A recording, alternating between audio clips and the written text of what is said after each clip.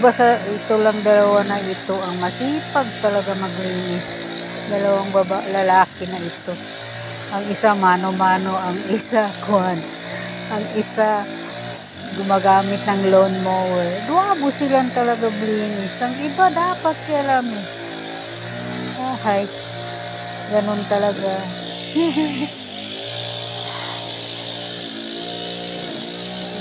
Really.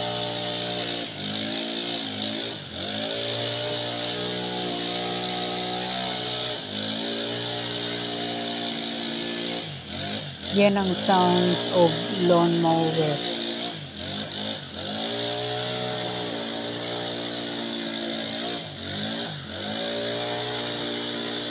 Tapos may natitirang, nagtataka kayo bakit may natitirang damo sa gitna. Kasi yan, kuwan yan, sinasadya rin para hindi madaanan ng nagtatapon ng basura. Yan o sa gitna. Yan. Katiak eh? Katiak.